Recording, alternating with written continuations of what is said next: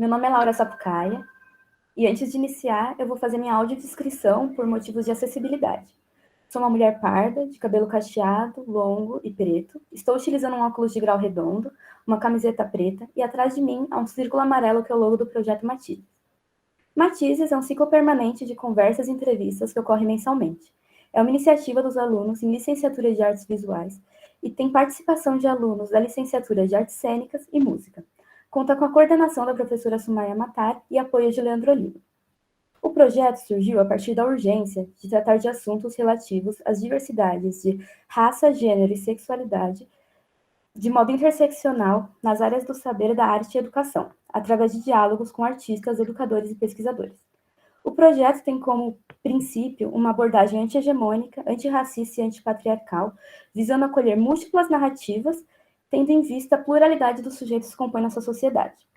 Os encontros ocorrem na plataforma Google Meet, das 7 às 8h30 da noite, e este é o nosso último encontro do ano, que, junto com os anteriores, logo será postado no nosso canal no YouTube. Caso tenham interesse em receber o certificado, nossa equipe irá disponibilizar um formulário a ser preenchido no chat. Visando a acessibilidade e a inclusão neste encontro, eu vou citar aqui algumas ferramentas de acesso. Para acionar as legendas automáticas, basta clicar no ícone dos 3 pontinhos, em legendas, e a língua de preferência. Também utilizaremos o recurso da audiodescrição e todos os realizadores do projeto Matizes estão à disposição no chat. Este projeto é uma realização de Antônia Perrone, Beatriz Camargo Martins, Caio Bonifácio, Camila Vasques, Gabriel Ussani, Guilherme Ferreira, Helena Zilberstein, Laís Dádio, Laura Sapucaia, Letícia Santos de Moraes, Lia Leiras, Luísa Latorre, Mariana Meyer, Mirella Basti e Thaís Suguyama. A conversa é estruturada em 3 momentos. O primeiro é uma apresentação da nossa querida convidada, o segundo é guiado pelas perguntas da mediação, e no terceiro a abertura para as questões do público, que podem ser enviadas tanto pelo chat ou faladas oralmente. Vocês podem fazer colocações ao longo de toda a conversa pelo chat, que estaremos atentos. Agora eu vou passar a palavra a meus colegas Antônia, Guilherme e Thaís, que vão fazer a mediação desse encontro. Muito obrigada. Obrigada, Laura. Oi, todo mundo, tudo bem? Queria começar agradecendo a presença de todos, todas, todos que estão aqui hoje, principalmente da Gláucia, que é a convidada dessa vez. Eu vou compartilhar a mediação com os meus colegas Guilherme e Thaís. Eu me chamo Antônia, eu sou uma mulher branca, com cabelos pretos, olhos escuros, estou vestindo uma blusa vermelha e atrás de mim tem esse mesmo círculo que é o logo do Projeto Matizes. É isso, eu vou passar para o Gui se apresentar. Oi, pessoal, boa noite. É um prazer estar aqui hoje e muito feliz de poder conversar com a Gláucia.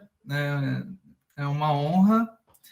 E eu vou fazer minha audiodescrição também. Eu me chamo Guilherme, eu sou um homem pardo, eu tenho a pele clara, os cabelos crespos, tenho um bigode, um cavanhaque e uso uma camiseta preta escura. E agora eu passo a palavra para a Thaís, minha companheira aqui hoje também. Olá, gente, boa noite. Estou muito feliz também de estar aqui fazendo essa mediação. Eu me chamo Thaís, eu sou uma mulher amarela, eu uso um óculos de grau, óculos quadrados, e estou com o cabelo preso, estou com uma blusa vermelho escuro, e atrás de mim também tem o logo do Matizes, que é esse círculo amarelo. Queria agradecer também, que nem os meus colegas, a presença de todas, todos e todes, especialmente a Gláucia. E eu vou tomar a liberdade aqui de ler uma mini bio que a Gláucia mesmo enviou. Então, a nossa convidada é a Gláucia Helena de Brito. Ela é pesquisadora, mestranda em artes pelo programa de pós-graduação Interunidades em Estética e História da Arte da Universidade de São Paulo. Ela é também especialista em gestão cultural pelo Centro Universitário SENAC e é formada pelo CAP em licenciatura em artes plásticas, né, pela ECA, pela Escola de Comunicações e Artes. Ela possui certificado em estudos afro-latino-americanos pela Universidade de Harvard. Foi assistente de coordenação do Núcleo de Educação do Museu Afro-Brasil, assistente artístico-pedagógica da Fábrica de Cultura Brasilândia e arte educadora para as relações étnico-raciais da Secretaria Municipal de Educação. Foi também coordenadora proponente do projeto A Journey Through the African Diaspora e atuou como pesquisadora no projeto Leituras de Acervo do Museu Afro-Brasil. Atualmente, é integrante do grupo de pesquisa Histórias da Arte, Historiografia e Epistemologia, e é também gestora do Terreirão Cultural, realização de projetos de arte, educação e cultura, além de supervisora de mediação e programas públicos no MASP. Eu gostaria, então, de passar a palavra para a Gláucia, pedir que ela faça a fala dela, né, como a gente combinou, que vai durar mais ou menos umas meia hora, mas se também quiser estender um pouco, fique à vontade, Gláucia. E depois disso, a gente vai passar para uma sessão de perguntas que a gente formulou, e num terceiro momento, como a Laura explicou, a gente vai estar aberto para vocês falarem, comentarem, perguntarem qualquer coisa, e podem mandando comentários, dúvidas pelo chat, que a gente vai ler depois. Então, obrigada, pessoal.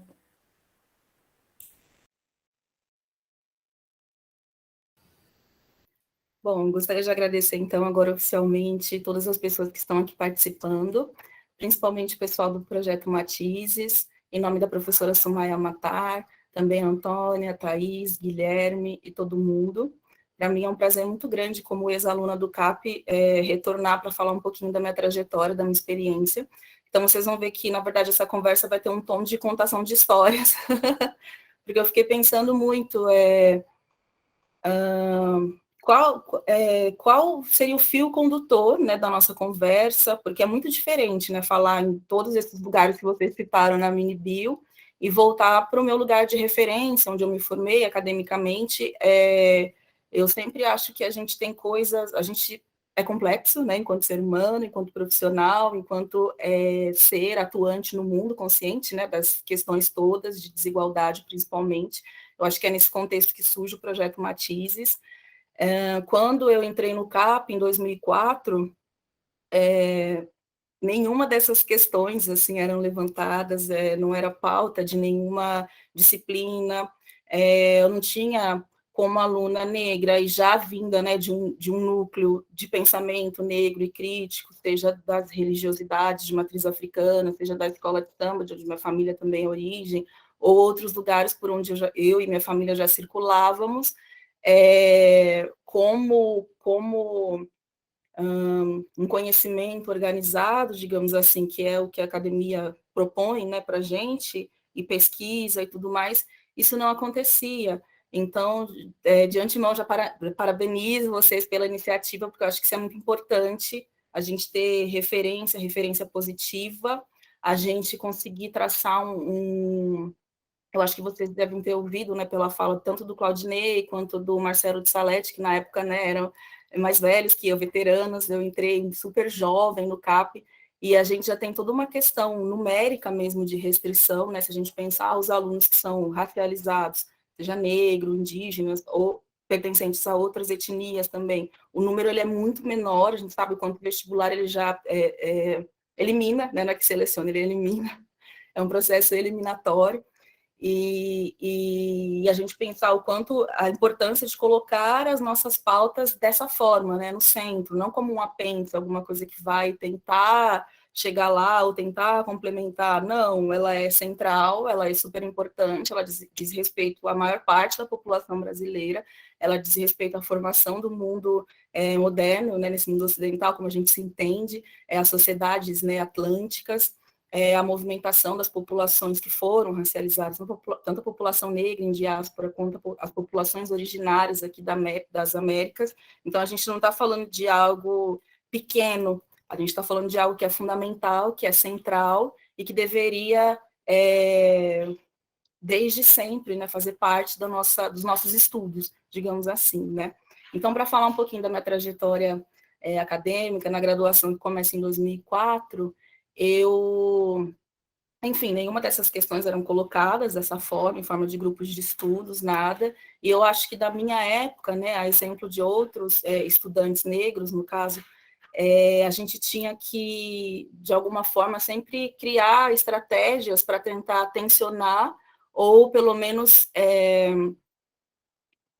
direcionar, ampliar o currículo de uma forma que abarcasse as nossas questões, as nossas pautas, como vocês colocaram, né, temáticas étnico-raciais, de diversidades, interseccionalidades, enfim. Muitos dos termos que a gente mobiliza hoje para falar das questões de diversidade étnico-racial, na época a gente nem conhecia, como interseccionalidade, por exemplo, ou mesmo essa palavra, né, decolonialidade, que eu vou falar um pouquinho sobre ela ao longo da minha fala aqui. Nada disso fazia parte do nosso horizonte epistêmico na academia. Então, o que eu fiz? Na verdade, algo que eu tenho feito também agora no mestrado, né? Procurar algumas disciplinas ou professores ou outros departamentos que dessem conta desse conteúdo. E eu encontrei no MAI, que é o Museu de Arqueologia e Etnologia da USP, uma disciplina chamada Estudos de Arte Africana, que foi muito importante para a minha formação, né, ao longo desse período de graduação, que eu completei em 7 anos, eu fiz no período máximo, assim, tipo, limite para não ser jubilada, porque tem uma questão na própria estrutura, além da gente passar, né, desse processo eliminatório para entrar, que é o vestibular, tem toda uma estrutura no curso de artes visuais, artes plásticas, enfim, que dificulta ainda mais esse acesso. Eu não sei se ainda é assim, mas na minha época eram 30 vagas abertas anualmente, e a gente tinha, antes da prova da primeira fase da FUVEST, primeira, segunda, a gente tinha a prova de, eu esqueci o nome, habilidade específica, que era desenho e teoria, né, de história da arte e tudo mais. Então, tinha toda essa questão, assim, de antes da gente prestar esse vestibular mais geral, saber se a gente tinha habilidade suficiente, né, habilidade específica para adentrar esse curso. Não que não seja necessário a gente ter habilidade, mas assim, qual habilidade é válida, né? O que é de fato uma habilidade, o que é arte, o que vai ser considerado nessa teoria. Se a gente, a princípio, não tem um pensamento que considera, por exemplo, eu que sou da escola de samba, que só no final da graduação fui fazer um TCC, que é o título, né, da monografia, era o ensino da arte para crianças pertencentes à comunidade da Escola de Samba Rosas de Ouro, para falar o quanto essa percepção, essa vivência, essa experiência estética significativa já acontece, né, em alguns ambientes, em vários ambientes, ou espaços de sociabilidade negras ou não, mas no meu caso tinha o recorte étnico-racial, e aí quando a gente vai participar desse tipo de processo, qual é a referência, qual é o modelo, ou seja, o cânone, que é isso que a gente tem na história da arte, que é eurocentrado, que é branco, que é masculino, que é, né, a gente sabe, todas esses recortes, ele se faz presente também. Então, parece ter uma ideia de neutralidade, mas, na verdade, não é nada neutro, né? Na verdade, ele direciona para quem tem mais oportunidades de acesso ou não. Então, uma coisa que eu sempre digo, assim, nas minhas falas, é o quanto a história da arte, para nós, né, que somos estudantes de arte e tudo mais, é a história da oportunidade de acesso. Quem tem, tem. Quem não tem, acontece o quê? Né? Então, não pode ser artista, não pode pensar na sua formação acadêmica enquanto artista, não tem competência para isso, não tem habilidade para isso, não tem conhecimento, não tem. Então, não é uma questão de ter ou não, é o quanto a gente nos é proporcionado historicamente mais ou menos acesso, ou um acesso direto, digamos assim, né? Ou acesso nenhum, ou você fica completamente à parte aí desse processo, né? Quem vai dizer o que é arte, quem vai produzir a arte, quem vai usufruir dessa arte, que desde de sempre, né, pelo menos desse período histórico que a gente fala de Brasil, né, 500 anos, é hierarquizado, né? Existe uma hierarquia, né, das belas artes, né, da arte e das artes outras, né, que no caso são as artes populares, a arte afro-brasileira entra nesse contexto, a arte primitiva já entrou nesse contexto, a arte naif e outras denominações também que a gente sabe a que projeto elas servem, né? Então, esse curso, essa disciplina, Estudos de Arte Africana, era com a professora, o apelido dela é Lise, ela já é aposentada, enfim, ela é Marta Heloísa Leuba Salum, nome completo dela, abriu toda uma porta assim, de possibilidades para eu pensar esses outros referenciais de produção artística e, de alguma forma, complementar essa grade curricular, que na minha época tinha até evolução das artes visuais 1, evolução das artes visuais 2, tinha toda uma questão, né, da nomenclatura, e, claro, arte brasileira, mas um determinado tipo de arte brasileira, e, basicamente, a referência dos movimentos de arte europeias, né? Eu não sei o quanto isso mudou também na grade, mas, enfim. E fazendo essa disciplina, eu fiz ela no primeiro semestre de 2006. Logo depois surgiu uma oportunidade de trabalhar no Museu Afro-Brasil. O Museu Afro-Brasil ele foi fundado em outubro de 2004. Ele vem dos esforços do movimento negro, né, nessa primeira década, já de longa data, né, principalmente a partir da década de 70, ali, desse movimento de redemocratização aqui no Brasil, de abertura política e tudo mais, quando os esforços desse movimento negro começam a ganhar corpo, começa a se materializar em políticas públicas e tudo mais. A gente sabe que na primeira década, né, dos anos 2000, alguns dos esforços dessa ação, dessa movimentação, mobilização política, elas se transformaram, de fato, em políticas públicas, em leis, em instituições sendo abertas, inauguradas. Então, algumas das principais, e aí que acontece junto com essa minha entrada na USP, é a implementação, né, da Lei 10.639, que ela é de 2003, e em 2004, a fundação do Museu Afro-Brasil em São Paulo. Então, o meu percurso acadêmico ele já começa sendo marcado por essas duas grandes conquistas assim, né, desse movimento negro, não por um acaso, no caso da lei, né, ela é uma lei da educação. Eu vou até ler aqui um trechinho dela, que eu acho que é muito importante para a gente pensar também como isso me impactou, né, porque nesse momento está todo mundo pensando, e agora que a lei foi promulgada, acho que até hoje isso acontece, mas na época a gente imaginava que rapidamente ia conseguir dar conta, né, o que a gente deve fazer para conseguir, de fato, nas escolas, implementar, né, nos currículos, a história, cultura africana e afro-brasileira. Então, eu estava super atenta, assim, tipo, assim que a lei foi promulgada, eu já estava pensando e participando ali dessa movimentação, fazendo estágio nas escolas, e depois entrando no Museu Afro-Brasil, como a gente poderia atuar para que a lei, de fato, fosse implementada, né? Questões que a gente tem até hoje, mas, enfim, já caminhou um pouquinho. Então, a lei, ela vai colocar, acho que vocês conhecem, mas acho que é importante frisar isso, né? Ela vai incluir no currículo oficial da rede de ensino a obrigatoriedade da temática história e cultura afro-brasileira, e esses conteúdos, eles vão ser ministrados no âmbito de todo o currículo escolar, mas em especial nas áreas de educação artística, aí entra a gente aqui, e de literatura e histórias brasileiras. Então, guardem esse nome também.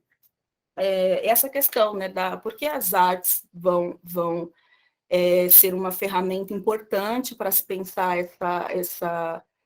essas novas histórias, né? Esse outro olhar, esse novo currículo mais amplo, mais justo, digamos assim, né? Mais igualitário. E aí, pensando já minha trajetória de 2003 para cá, já são quase 20 anos, né? Eu penso essa capacidade da arte, né?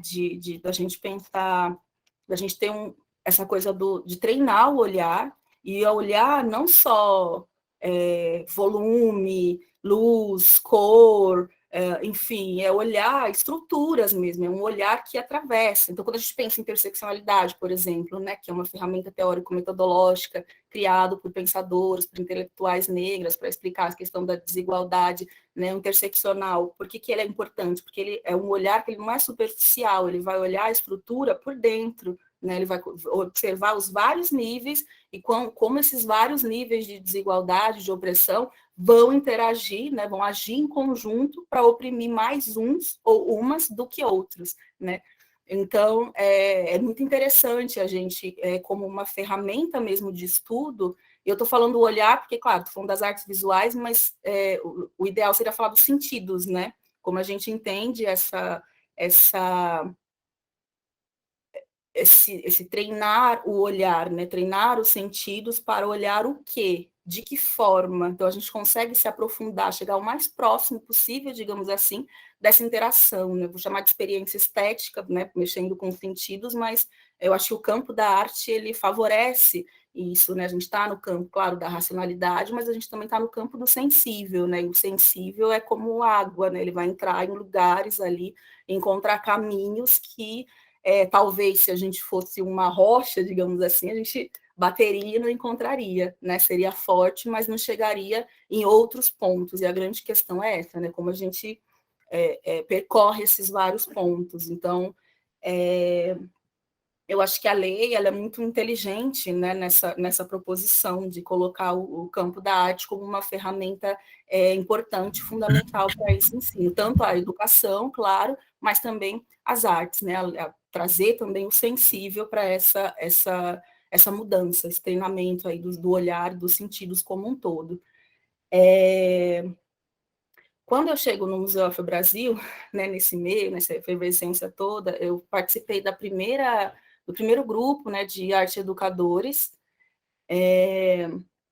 Toda a movimentação vinha nesse sentido, né, de oferecer recursos, de oferecer a formação mesmo para esses, pensando principalmente a rede de ensino, professores, a sociedade como um todo, claro, a gente atende até hoje estudantes, mas pensando esses agentes multiplicadores, né, na questão do ensino do professor, como ele vai trabalhar esses conteúdos em sala de aula.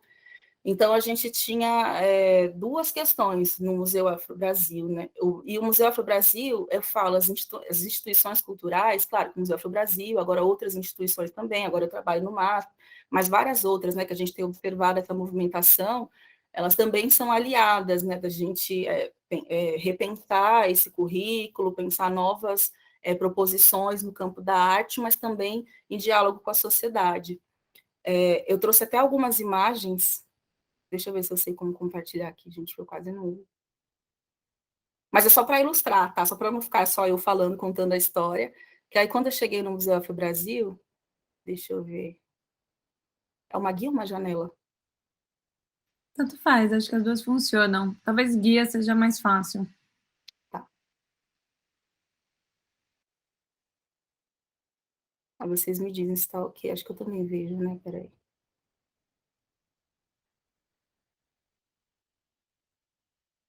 Não, calma, gente.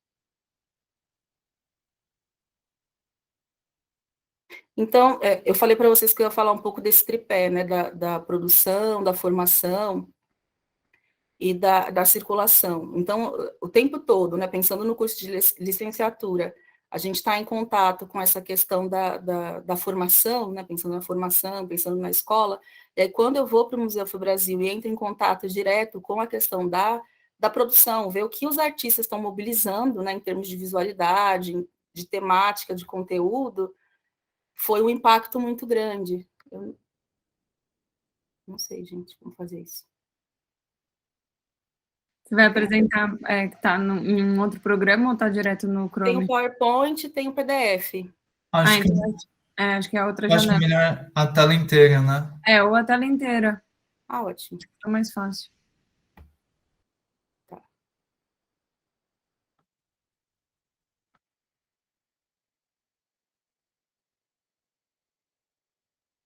É que eu faço toda a programação online por uma plataforma específica aqui no MASP. Então, eu estou super treinada para ver a outra e desaprendi essa daqui. Deixa eu ver, vocês veem. Sim, estamos vendo Sim, o a gente está PDF. vendo. Estamos vendo. Ah, ótimo.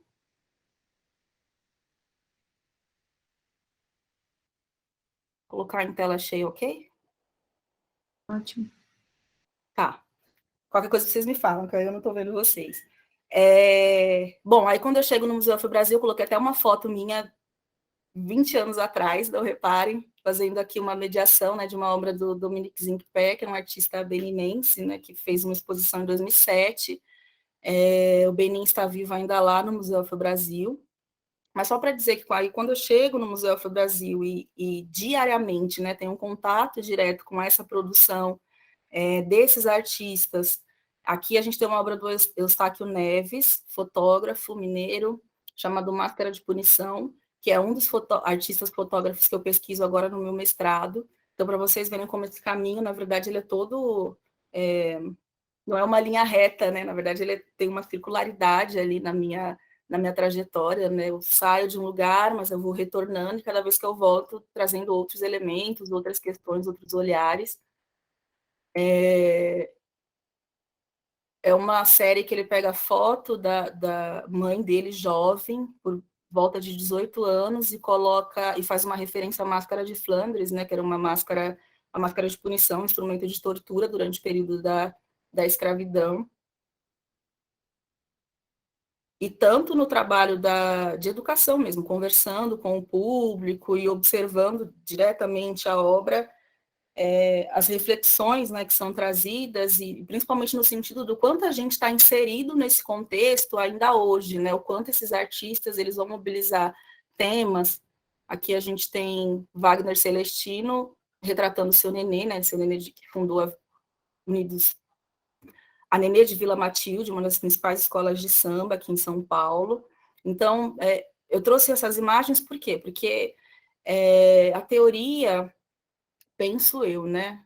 Talvez uma reflexão que eu tenho tido, né? Ela sempre vem uma forma de organizar o pensamento a partir de uma prática, né? Então, a gente fala de decolonialidade hoje, fala de uma série de questões, mas o quanto esses artistas já vêm de muito tempo falando coisas que a teoria organiza, né? A gente tem aqui o Walter Firmo, fotógrafo carioca, também super importante, que vai fazer uma espécie de inventário da sociedade brasileira, né? Ele vai retratar o Brasil todo, várias regiões, pessoas importantes, personalidades. Aqui a gente tem o Pixinguinha, a gente tem o Cartola também. Ele faz sempre esse contraponto, né, com as fotografias do século XIX, segunda metade do século XIX, começo do século XX, né, que são fotografias que também ajudam, aí é um pouco da base da minha pesquisa de mestrado, né, que ajudam a formar esse olhar, a construir a ideia do outro, né, quem é o ser humano, o ser universal, e quem é o outro.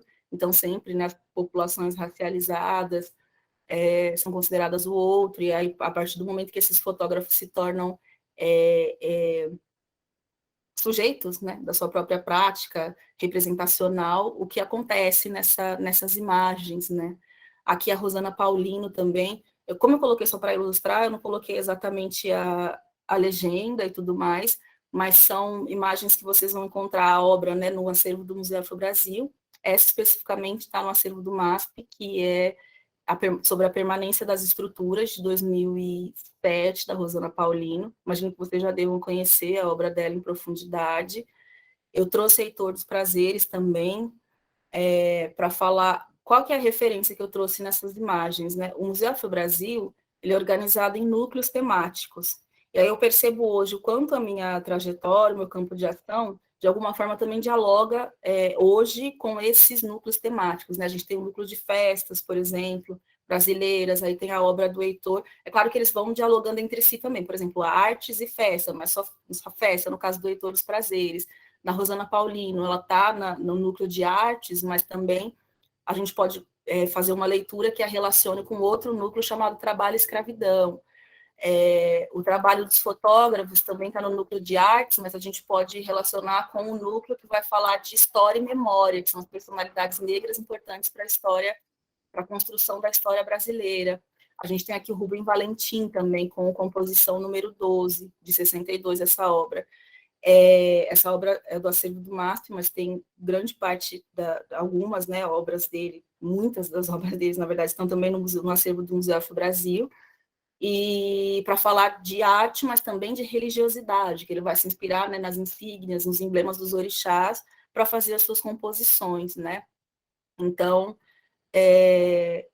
esse conhecimento que o Museu Afro-Brasil, ao longo do tempo, né, do seu período de fundação, de 2004 até hoje, foi um grande aliado nessa questão de compor, né, junto com a academia, porque praticamente o tempo todo, né, entre 2004, saí daqui em 2010, 2011, no Museu Afro-Brasil, entrei em 2006, fiquei até 2013 depois saí de 2013, voltei só em 2018, foi quando eu entrei no mestrado justamente pesquisando o acervo do Museu Afro-Brasil, saí em 2020 no período da pandemia. E as atividades que eu vou desenvolver hoje, aí, por exemplo, eu não coloquei o Marcelo de Salete aqui, eu ia colocar para falar para vocês o quanto o museu também ele acaba atualizando, né, trazendo artistas que são referência algumas décadas atrás, mas também trazendo essa produção contemporânea mais jovem, digamos assim, né, de novo, né, para o centro dessa circulação, desse circuito de arte, para esse mercado de arte, pensando na questão das exposições e do nosso acesso mesmo, né, até esses lugares. Aqui a gente tem um desses artistas, eu ia trazer também o Marcelo, mas enfim, como vocês conheceram o trabalho dele, já conhecem de um tempo, e agora na fala dele também, a gente tem o Dalton Paula, com a Zeferina, que é uma das obras mais icônicas, emblemáticas dele. Por que eu trouxe essa obra também? Porque eu entendo que o Museu Afro-Brasil existe uma trajetória, digamos assim, nos temas, né? Se a gente pegar esses últimos 10 anos em termos de exposições que tratam dos temas de arte brasileira na perspectiva da produção negra, né, afrodescendente, a chamada arte afro-brasileira, ou arte que tem uma autoria negra, né, que considera a autoria, ou o tema, no caso, o Museu Afro-Brasil, pelo menos aqui em São Paulo, ele foi pioneiro, e no Brasil em termos de acervo também, né, do tamanho. Essa obra do Heitor, eu fiz uma palestra em 2018, em março de 2018, no MASP, e que foi a primeira atividade do ciclo, né, temático de histórias afroatlânticas, né?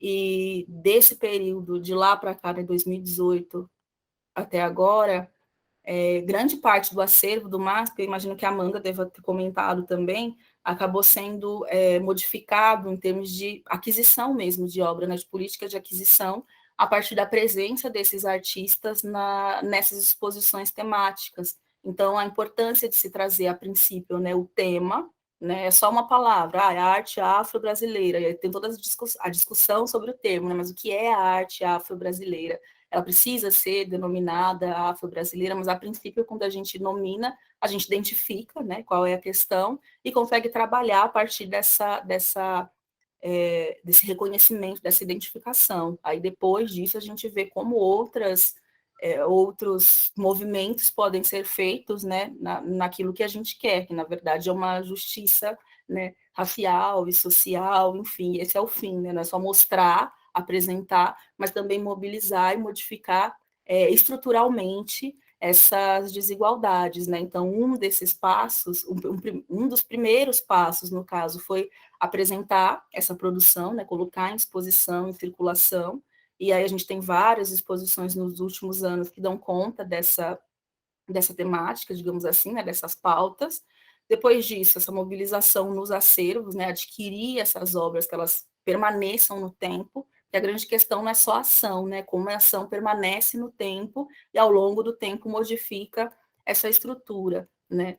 E aí no ano que vem, e agora já falando da atualidade, né? O Dalton Paula é um dos artistas que eu vou fazer a curadoria da exposição dele do ano que vem, julho do ano que vem no MASP. Da mesma forma, religiosidade nessa arte que a princípio foi chamada de afro-religiosa, depois só de afro-brasileira, e agora a gente chama, né, de arte brasileira, enfim.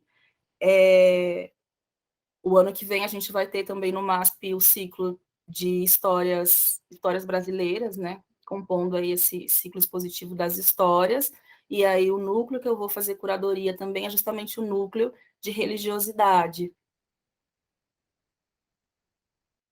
Vou dar um ESC aqui. Vou voltar para ver vocês. Voltei.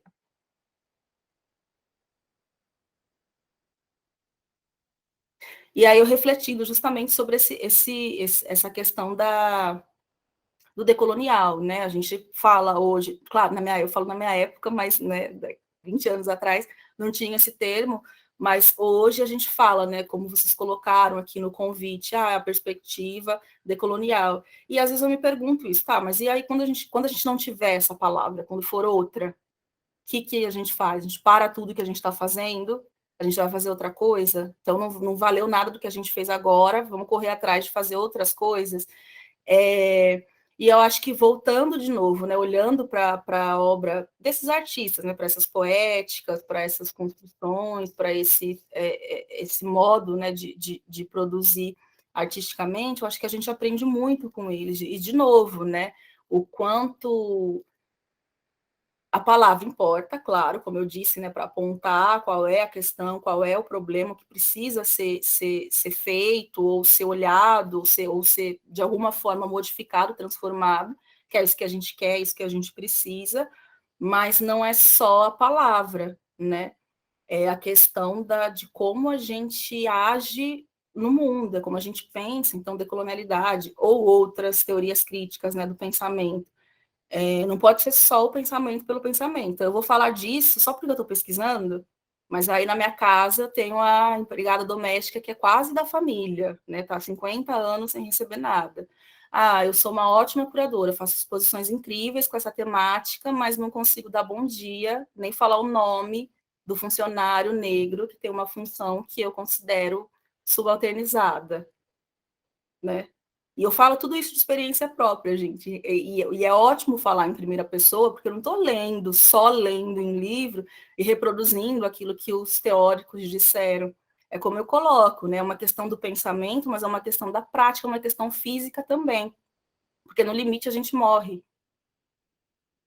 Né? Quando a gente fala de racismo, quando a gente fala de estrutura desigual, não é só para ficar legal na pesquisa, na tese, no quadro, na exposição e ganhar prêmio internacional e tudo. Não, não é. No limite a gente morre, sabe? Eu estou falando de um risco que eu corro, que a minha família corre, que pessoas que se parecem comigo, que têm uma trajetória próxima da minha, são muitas pessoas, e a maior parte das pessoas, no limite, elas morrem, sabe? No limite, elas não conseguem um emprego, no limite, elas não conseguem, né? E não é porque é menos, porque não tem a habilidade, voltando lá no vestibular, porque não tem o conhecimento, porque não tem, né? Não é por isso, não. É porque existe um projeto que favorece uns em detrimento de outros. Isso está em tudo que a gente faz. Em tudo que a gente faz. Do jeito que a gente fala, do jeito que a gente se veste, do jeito que a gente anda, do jeito que a gente olha, do jeito que a gente, né? Então, não dá para ser só uma palavra bacana para usar no contexto da academia, mas quando a gente está em qualquer outro lugar, tipo, vira a bolsa, porque aquela pessoa negra pode roubar, né? A gente sair para ir no mercado e ser seguido, porque alguém acha que você vai roubar o tempo inteiro, sabe? Que você é uma ameaça o tempo inteiro, que o seu corpo, a sua presença é uma ameaça o tempo todo. Então, não é só uma questão do pensamento, da teoria, é uma questão física, é uma questão física. É com o nosso corpo, é com a gente, né? E quando eu entrei no mestrado, eu falo dessa experiência abertamente, assim, sabe? É físico o negócio, as pessoas tentavam me interromper, assim, na hora que eu ia falar, ou quando eu ia me referir a um professor, ou quando eu estava parado em qualquer lugar, como se eu fosse invisível. Isso é físico, eu acho que vocês podem observar também, porque se eu vejo, todo mundo vê, né? Eu não sou invisível. Essa é uma grande questão. E é muito louco isso. E aí você precisa falar, ou gritar, ou, sei lá, tirar toda a roupa, como as pessoas fazem, né, quando estão sendo perseguidas aí no mercado, para dizer, cara, não vou roubar isso aqui. Tipo, qual que é o problema? Ou então eu tô aqui, você não tá me vendo, né? E é louco pensar isso, assim, né, vindo de onde eu venho, porque, na verdade, eu nunca saí de onde eu venho, né, eu tô lá, eu tô indo e vindo, na verdade, esse é o movimento, né, e algumas pessoas só têm contato com a realidade, digamos assim, né, com a periferia e tudo mais, pela pesquisa. Então, é muito simples, né, é muito fácil você, agora que eu estou pesquisando isso, vou falar, vou olhar, vou sei lá o quê, né, me referir, mas estranhar quando essa pessoa não está te servindo, quando ela está ali falando de ideias, quando ela está ali falando, né, o que ela acha do mundo e que você não é régua. É difícil fazer as pessoas entenderem isso, porque é aquela questão, né, das boas intenções, na verdade. Às vezes a gente conversa com pessoas que estão ali, né, na academia e tudo mais, super debatendo e tal, e a questão não é só essa, né? Aí por isso que eu fui falando da minha trajetória, de várias outras coisas, e eu não falei na metade, na verdade, tem várias coisas que eu fiz e que eu faço, enfim, porque eu acredito muito nisso, né? O quanto essa questão, né, da gente pensar a estrutura, da gente pensar a sociedade, pensar a transformação, pensar o que for, ela tem a ver com uma ética também, né, de vida, um modo de agir, de se relacionar com as pessoas, de se entender em que lugar você se coloca também, né, que às vezes as pessoas se colocam o tempo inteiro acima, né, acima, é o que ela fala, é o que ela determina, e um papo bacana até que eu tive com uma pessoa que pesquisa, que é super próxima e tal, uma pessoa que não é negra, e dizendo que não, eu não acho que eu tenho orixá porque eu sou branca. Eu não sou branca, eu não tenho orixá. Eu falei, olha, eu acho que tem sim. Ah, mas se eu for no terreiro e jogar, vai aparecer o orixá? Eu, vai. Não, eu acho que não vai, porque eu sou branca. Eu, olha, eu acho que não é você que determina isso. Na minha crença, todo mundo tem. Então, não importa o que você está dizendo ou não, sendo branco ou não, sendo tal, para mim tem, então tem, né? É isso. Quem vai determinar se tem ou não tem? Então, é um pouco esse lugar, assim, né? O quanto a gente precisa pensar nesse movimento, sabe? Nessa prática, né? Um pensamento que tá no corpo, né? Um corpo que pensa, digamos assim, que é o que a gente tem nas culturas, né? Afro-brasileiras, sendo religiosas, as festas, enfim, esse corpo pensante, né? Um pensamento que é dotado de materialidade, de ação, e não só essa coisa distante, né? Que a gente sabe, né? Da raiz desse pensamento ocidental, que separa tudo, que separa todas as coisas, como a gente pensa a nossa ética de vida mesmo para lidar com essas questões, né? E aí, pensando nisso, tudo que eu falei, tentando resumir, eu trouxe um pouco do meu trabalho mais recente, ou pelo menos um deles, que é a programação da Escola do MASP, né, que são um conjunto de cursos livres que acontecem desde a fundação do MASP, que são super tradicionais, e o MASP foi fundado em 47, né, um museu antigo aqui na cidade de São Paulo, e aí quando eu entro em janeiro para pensar essa programação, eu tentei trazer justamente isso, né?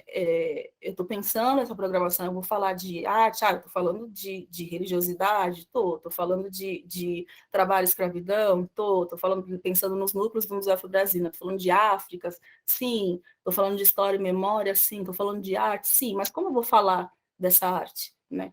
Existem 1 milhão de formas, existem formas e formas de se abordar, são cursos ligados a histórias da arte, mas quais artes, né? Como a gente vai costurar aí esse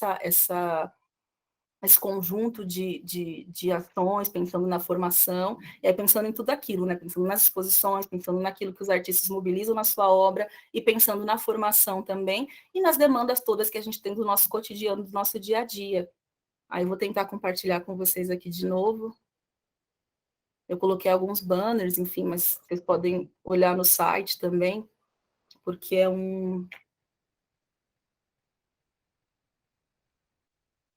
fazendo a conexão com esse, eu fico viajando, né? Quando eu vou fazendo as conexões das coisas, o que eu queria mostrar para vocês, na verdade, nesses cursos, é o quanto o pensamento ele está por trás de tudo, né? Ele não é só aquela teoria, é isso que eu quero dizer, descolada, que a gente precisa passar por uma série de etapas em determinado lugar, no caso, a academia, mas como o pensamento, ele está em tudo que a gente faz, em absolutamente tudo. Ele vai estar no terreiro, ele vai estar no samba, ele vai estar dentro da minha casa, ele vai estar no meu trabalho, se eu trabalho com isso, ele vai estar na minha pesquisa, ele vai estar em tudo, né? O pensamento decolonial, para mim, hoje, é isso, mas não só o decolonial, é o mote, é o que a gente está falando aqui, né, nesse momento, marcando o nosso tempo histórico aqui, o nosso momento, mas o pensamento, digamos assim, pensamento crítico, né?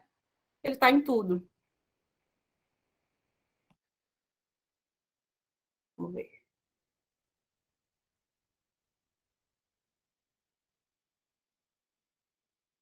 Vocês estão vendo?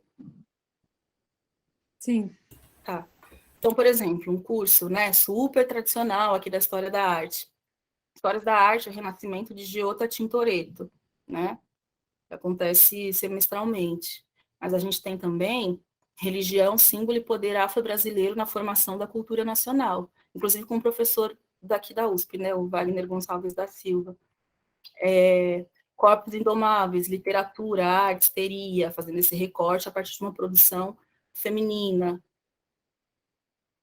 Aí a gente vai falar também de histórias da arte moderna e contemporânea, mas já contemplando ali esses artistas, aqui é uma obra da Maria Auxiliadora, né, que trazem pautas inspiradas na cultura de matriz africana aqui no Brasil. Aí, de novo, Renascimento de Giota Tintoretto. Então, as coisas, elas são complexas, elas podem andar juntas, né? A gente pode fazer uma programação, aí pensando na grade curricular até aqui do nosso curso, né? A gente pode tentar minimamente contemplar essa variedade, essas diversidades, essas interseccionalidades. Interseccionalidade, para mim, também é pensar dessa forma, né? Século XIX, de Davi a Van Gogh, histórias das exposições e crítica curatorial, mas também narrativas plurais, caminhos indígenas, quilombolas e afrodiaspóricos para a descolonização. Outras histórias da sexualidade, memórias invisibilizadas e arquivos dissidentes. Tudo isso aconteceu esse ano. Aí a obra da Rosana, que eu trouxe aqui um pouco, né? História da arte moderna e contemporânea, novamente. Davi a Van Gogh. Arte contemporânea paraense, hibridismos, imagens e poéticas. Pensando os regionalismos também, né? Aqui no Brasil. A chamada arte popular, articulações do fazer e do expor, justamente para discutir esse termo. Histórias insubmissas da arte no Brasil negro. Aí a gente vai a fundo na questão, professor Igor Simões.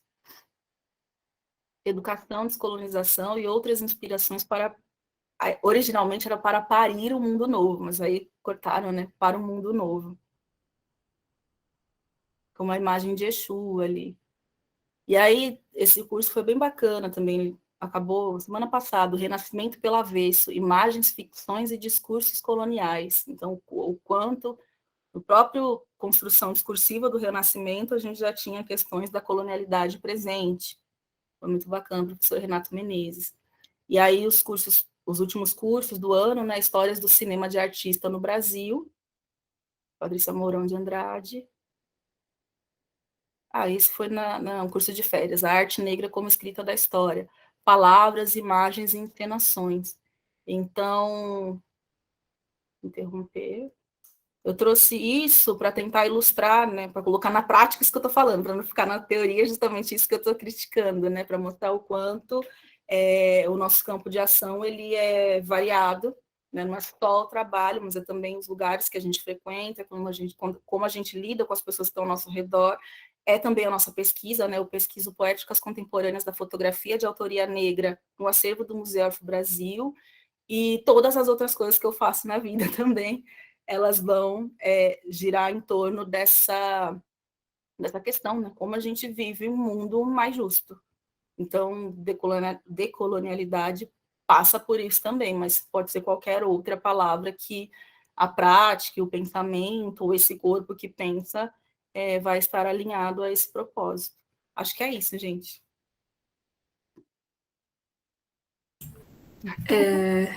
Obrigada, Gláucia. Nossa, acho que você trouxe tantas coisas, né? A gente que passaram também por algumas questões que a gente vai te perguntar. Eu queria só começar perguntando, comentando assim, que acho que a sua fala, como você mesmo disse, ela em si, né, foi circular, assim como a sua trajetória.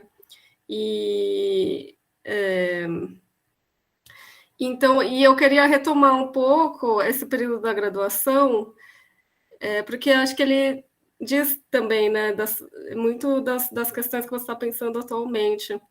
Quando você fala do campo da arte, o que seria uma experiência artística válida, uma experiência estética, enfim, isso está em todos os níveis, né? Desde o que a gente vê no museu até o que a gente vê na faculdade, nos lugares de formação, pensando no departamento de artes, né? A gente pode encontrar isso também em vários âmbitos, né? Na prova específica, quando, sei lá, existem critérios, né, que estabelecem o que é uma habilidade válida, o que não é, qual arte, né, merece o aceite, qual que não merece. E daí, mas isso para perguntar, na verdade, do seu TCC, que você falou bem, acho que falou com detalhes, mas eu queria saber um pouco mais, assim, né, o seu TCC, que a gente viu que tem o título O Ensino da Arte para Crianças Pertencentes à Comunidade da Escola de Samba Rosas de Ouro. Se você, acho que é um TCC que ele soa, acho que ele ainda soaria bastante diferente, né, no que a gente vê, assim, de produção do CAP, e aí eu queria saber mais de você, assim, o que se você pudesse nos contar um pouco mais desse TCC, dessa pesquisa, e mais ou menos isso. Deu para entender? Deu sim. Eu vou falar duas situações, uma do TCC e a outra da minha banca de mestrado. Porque uma coisa é você fazer, né, um projeto, uma pesquisa para finalizar um curso, né, para coroar uma trajetória, outra coisa é você fazer um projeto de pesquisa para entrar no curso, né, no programa de pós-graduação. Tem pesos diferentes, assim, é mais tranquilo você propor uma coisa inovadora, digamos assim, no final, do que no começo, tentando entrar. Essa minha ideia, ela veio a partir da própria experiência no CAP, tinha um ateliê para crianças, de arte para crianças, que eu participei. Até pouco tempo ele acontecia, porque eu acho que eu vi na programação que as pessoas de fora podiam escrever, as crianças e tudo mais, até alguns anos atrás. E eu participei, sim, na licenciatura, foi uma experiência muito bacana. Na época, era com a professora, com a Cris, Maria Cristina Rise. Ainda acontece, ótimo, que bom. E aí eu fiquei pensando, a reflexão que eu trouxe no final foi justamente essa, porque muitas das coisas que a gente propunha lá, de conteúdo, de experiência, de brincadeira, e depois eu tive a experiência com o programa de iniciação artística também, com o PIA, mas já depois de formada, né, mas se fosse antes, eu acho que iria casar muito bem, assim, com essa proposição. E aí eu fiquei pensando nessa questão, quanto eu fui uma criança, que eu fiquei pensando nisso, mas a minha formação está acontecendo agora ou eu já tive, né, contato com arte, com fazer artístico, com experiência estética? Eu falei, não, peraí, sendo uma criança de comunidade de escola de samba, sim, porque isso acontece o tempo todo, e até hoje, inclusive a ludicidade, que é um dos chamados, né, valores civilizatórios africanos. Isso, a Dália, inclusive, foi da minha banca no TCC. Ela entrou nesse período, quando estava saindo, ela entrou, acho que no último ano que eu estava, enfim. E a ludicidade é isso, né? É o fazer presente essa coisa da brincadeira, né? O ser brincante, mesmo adulto, não é uma coisa da infância, né? Que é separado.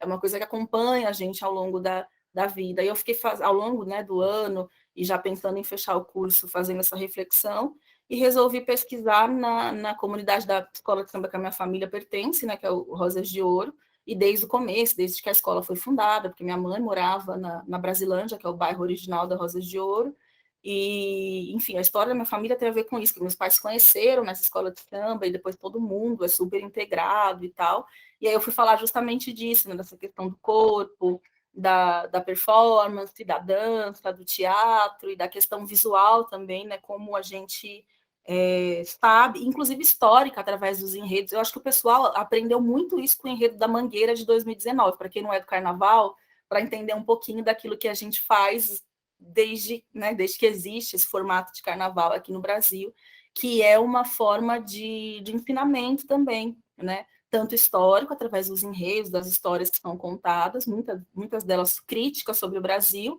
mas também em termos de visualidade, de corporeidade, de musicalidade, né? O quanto isso se expande para você falar de arte, no caso da dança, você não precisa, voltando àqueles formatos, aqueles modelos, né, o que é canônico, né, seguir determinados códigos, né, você está falando de corporeidade, é possível você entender música sem ter, aprender a ler, vamos supor,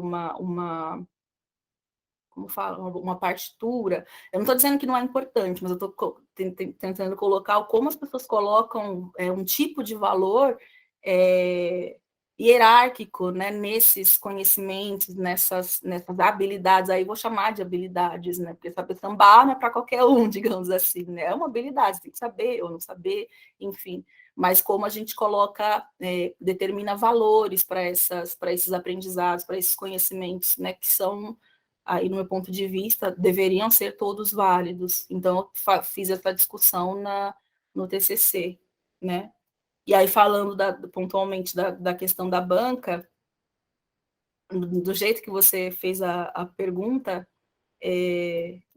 tinha uma das bibliografias que era sobre a obra do Arthur Danto, sobre o fim da arte, e aí era isso para entrar, né, no mestrado, era para eu discorrer sobre o fim da arte na perspectiva do Arthur Danto. E aí eu comecei a falar, mas quem disse que a arte acabou? A gente nem começou a falar dela ainda, começou assim a minha resposta, foi bem... Falei, pronto, não passei, né? Aí vai vir uma sei lá quem eu, né? Ninguém conhecia, falar que rebater o autor, que é super consagrado e tudo mais, como assim? Aí eu fiquei naquelas, falei, bom, não passei, ou deu muito certo, ou deu muito errado, porque eu penso assim, não vou falar que acabou nada, porque eu acho que a gente precisa falar muito ainda, mas no final deu certo. Mas é um pouco isso, assim, né? O quanto a gente, de novo, voltando, como o pensamento está em tudo, né? A gente está pensando o tempo todo, esse pensamento acontece de várias formas, né? Quem que vai determinar o que é melhor ou o que é pior, não deveria estar determinando o que é melhor ou o que é pior, né? Porque a questão é justamente essa, isso não deveria existir.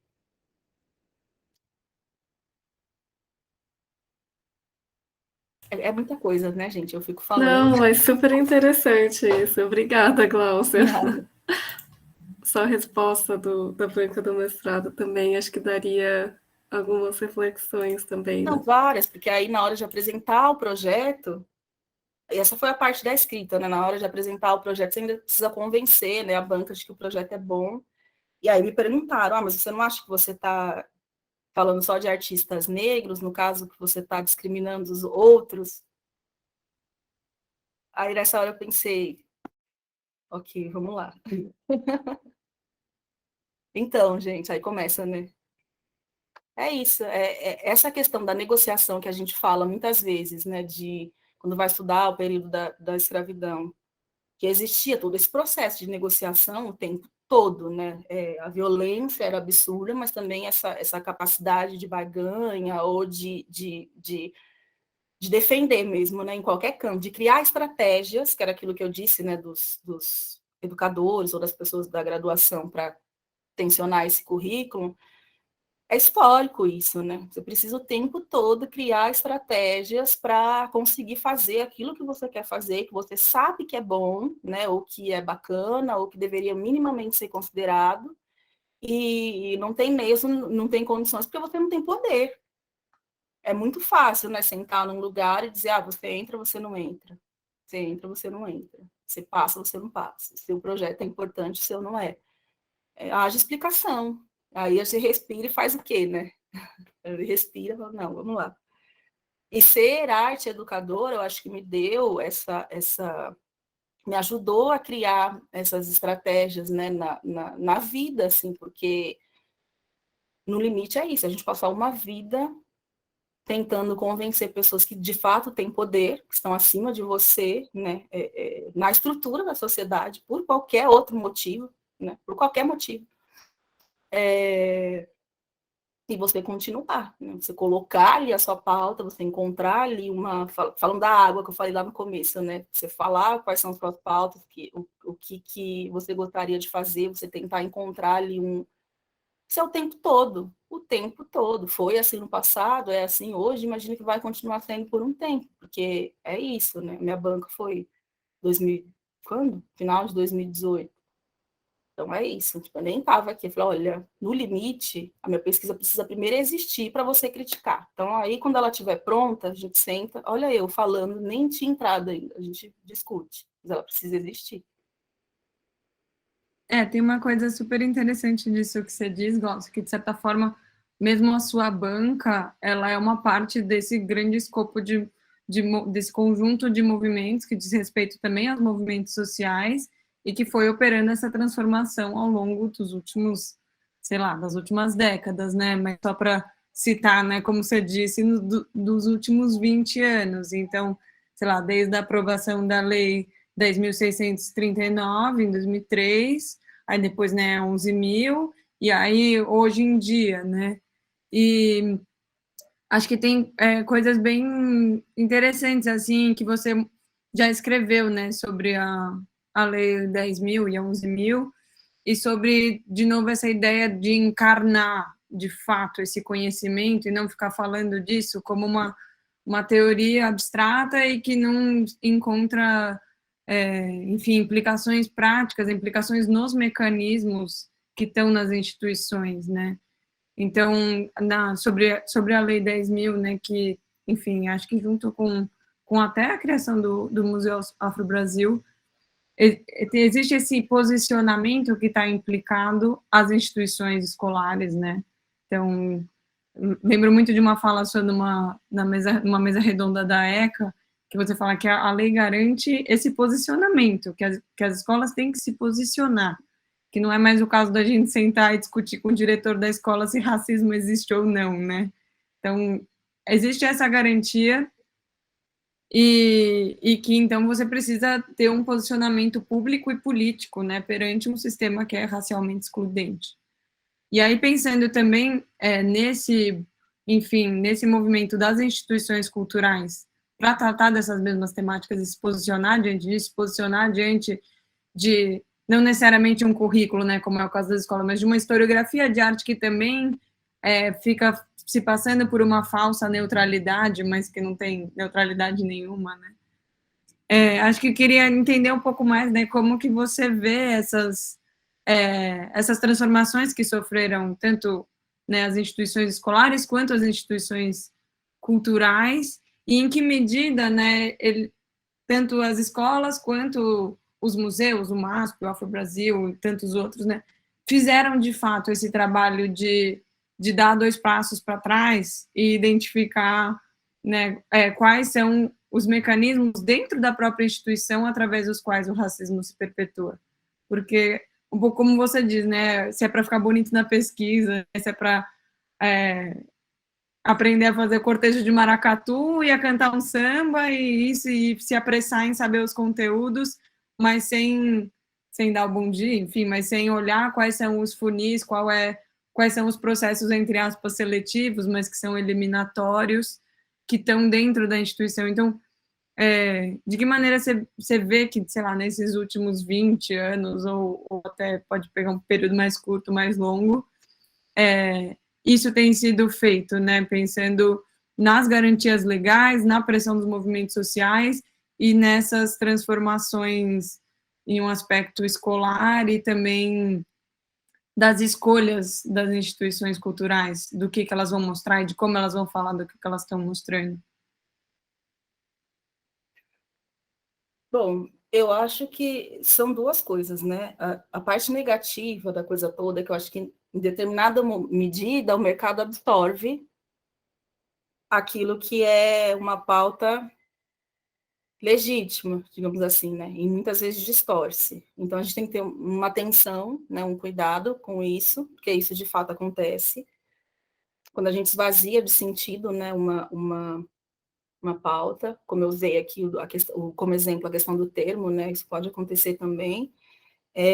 Por outro lado, eu vejo o quanto, acho que todo mundo, né, consegue ver o quanto a presença mesmo aí volta para a questão do corpo, né, da fisicalidade da coisa toda, né, a presença dessas pessoas, né? Pessoas negras, pessoas indígenas, pessoas trans, pessoas, né, maiorias minorizadas ou racializadas ou de alguma forma oprimidas, né, nas várias formas de opressão existentes, o quanto a presença dessas pessoas não é só a pessoa estar ali, né? O quanto a presença dela significa muito mais. Essa presença, ela vai começar a mobilizar uma estrutura, por quê? Porque ela vai trazer toda uma rede mesmo, toda uma rede ali na qual ela está inserida, de relações, referenciais epistêmicos, experiências mesmo de vida, interesses, falas, olhares, sentires, é tudo. É um conjunto, a gente é complexo, né? A gente não está num lugar só sentado, olhando passivamente, né? A gente está atuando, a gente está pensando, a gente está produzindo. Então, isso faz, sim, diferença. É justamente essa questão. Quando você não tem, cara, você não tem, isso é um problema, você não tem. Mas quando você tem, você vai ter o melhor. Por quê? Porque para aquela pessoa chegar ali, ela passou. É como o Racionais diz, né? De vergonha eu não morri, tô firmão, eis-me aqui. Tipo, sabe? O que você recebeu? Seu kit, né? Parede madeirite, sabe? Eu recebi isso. Então, se eu recebi isso, que é nada, né? Não é nem o mínimo para a gente viver dignamente, né? Decentemente em qualquer sociedade. Fazer o que a gente faz, na qualidade que a gente faz, na profundidade que a gente faz, sabe? Isso é surreal. E as pessoas não sabem, assim, no mínimo, não sabe, né? Não sabe como eu digo, né? De não conviver. Não olha, não cumprimento, não fala nome, porque não tem nem contato, né? Tem gente que vive um Brasil que não tem contato com o Brasil profundo, né? Com a realidade aí das situações, né? Da coisa toda. É muito complicado isso. Então, eu falo essas pessoas, mas estou falando, né, da gente aqui, né? Chegar nesses lugares, produzir uma pesquisa com esse tema que você disse, hoje seria diferente, né? Ou criar uma programação, ou falar alguma coisa. Gente, é óbvio que isso vai surtir um efeito não imediato, né? Mas, claro que ao longo do tempo, porque voltar não é uma opção, né? É um caminho sem volta. A gente está aqui e justamente tentando criar a estratégia para que outros venham até que a gente tenha todo mundo à mesa, sabe? É meio nesse sentido, assim, né? É muito difícil até explicar isso, falar isso nesses termos, porque a gente está dentro de uma estrutura. Como que você muda a estrutura dentro dela, né? Você fala, não, mas você está aqui, você faz aquilo, mas você, sei lá, ganha dinheiro para fazer aquilo. Poxa, ganha, eu preciso mas eu vivo disso, ninguém me deu, né? Estou fazendo essa exposição porque meu sobrenome é tal. Eu estou aqui porque eu ralei muito, eu estudei muito para isso, eu virei noite, eu trabalho muito, muito, o tempo todo. E é isso, a gente tem que ficar nessa negociação, gente, isso é trabalho, isso é energia, isso é desgastante, o tempo todo. Porque, por um lado, também tem as pessoas que acham que a gente tem que resolver os problemas do mundo também, né? A gente não dá conta, a gente precisa agir, né? Precisa ter, claro, a ação, a vontade política é fundamental nos vários lugares, nas instituições culturais, nas escolas, vontade política é fundamental, mas a gente precisa se pensar em rede também, a gente precisa começar a pensar coletivamente. Senão não funciona, né? Senão fica muito pesado, senão acontece o que a gente tem visto, né? As pessoas se matam, as pessoas não aguentam, é muita coisa, muita pressão. Então, eu acho que eu entendo essa mudança, sim, né? Eu pude observar essa mudança aqui, a gente está conversando aqui, faz parte dessa mudança também, isso é muito bacana. Precisa de mais? Claro que precisa, mas assim, não vai parar. Se depender de todo mundo que está se mobilizando a vida inteira, né? A vida inteira, se coloca isso como propósito, não vai parar. É uma pena que não seja imediato, assim, são coisas que a gente não vai ver hoje, né? O resultado total, completo, não sei nem se tem como, não sei, não saberia nem responder, assim. Mas é isso, desviar das armadilhas, que a gente sabe que existe também, e e pensar em rede, né? Agir em rede, em parceria. Uma coisa que eu aprendi muito a fazer nesses últimos anos, né? Parceria com os lugares, com as instituições, tudo mais, aquilo que a gente faz, aquilo que a gente pode e faz o melhor que a gente pode. E é isso. Eu vejo mudança, eu sou uma pessoa otimista, no fundo, no fundo. Eu vejo mudança, assim, eu acho que as coisas tendem a melhorar, assim, porque, gente, não é possível, né? Trabalhar sem horizonte nenhum de esperança é muito difícil. Ainda mais nesses últimos tempos, é muito difícil. A gente precisa dar valor ao que tem valor e manter o foco, né? E continuar, e pensar que as coisas continuam no tempo, mas que depende da gente também, da nossa responsabilidade. Glaucia, eu gostaria de fazer uma pergunta também, emendando no que você falou, né, de pensar o lugar das instituições de arte, né, hoje, em torno das questões né, étnico-raciais, né? Mas antes de colocar a minha pergunta, eu queria falar para o pessoal que quem tiver alguma pergunta que queria fazer para a Glaucia e quiser ir colocando no chat, porque aí eu vou fazer minha pergunta e aí depois a gente pode retomar essas questões. Mas